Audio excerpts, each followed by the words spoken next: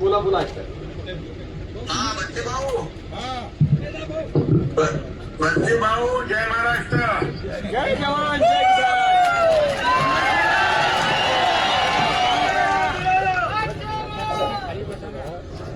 बच्चे भावांचा विजय असो.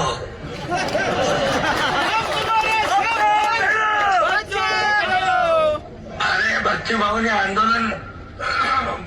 आंदोलन केलं कर्जमाफीचं, म्हणून आम्ही मुख्यमंत्री महोदय, मी अजितदादा होते त्यावेळेस आम्ही बैठक घेतली आणि एक कमिटी केली आणि 30 जून पर्यंत अहवाल आणण्याचा निर्णय घेतला. पण या बजेटमध्ये कर्जमाफीचा निर्णय घेतला तो बच्चू भाऊनी आंदोलन शेतकऱ्यांसाठी केलं, म्हणून आम्ही तात्काळ जी घोषणा आम्ही केली होती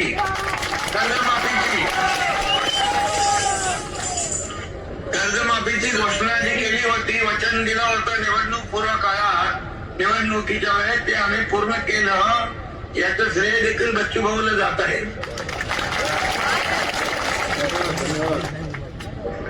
आणि बाकी आरोग्य, उद्योग, पाणी पुरवठा, आरोग्य मंत्री पण तिकडे गेले, उद्योग मंत्री पण तुमच्याकडे आहे आणि पाणी पुरवठाचे गुलाबराव पाटील आणि काही विषय जे रोजगार हमी योजनेचे आहे ते देखील आपले मंत्री सोडवतील. स्कायवॉकचा विषय आहे, मेळघाटचा विकास आहे आणि मी स्वतः मुख्यमंत्री महोदयांना देखील या बाबतीमध्ये सांगतो आणि याच्यामध्ये मी स्वतः पाठपुरावा करून मुख्यमंत्री महोदयांकडून आपण जे जे काही विषय आहेत, उरतील काही विषय पॉलिसी मॅटर आहे ते आपण सोडवण्यासाठी सगळे प्रयत्न करू. पूर्ण टीम तुमच्या मताशी सहमत आहे.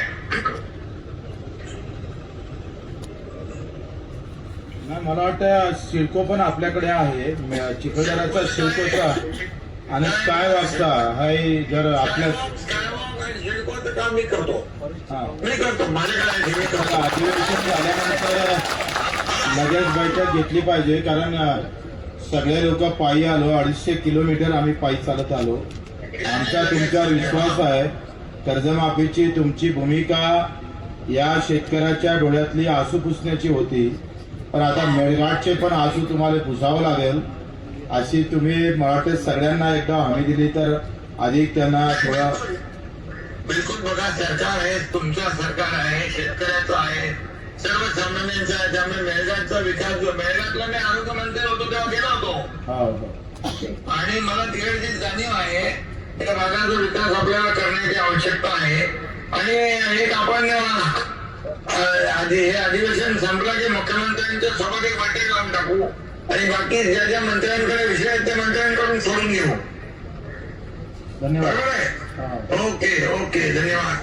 आणि तुम्ही शेतकरी कर्जमाफीसाठी आंदोलन केलं, त्याची दखल सरकारने घेतली बघा, बरोबर?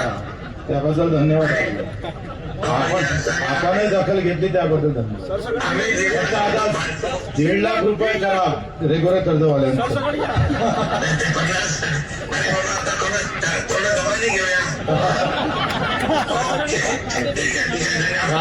कायद्याचा पण विषय होता, पण पुढच्या बैठकीत घेऊ ते. पुढच्या बैठकीत घेऊ आपण.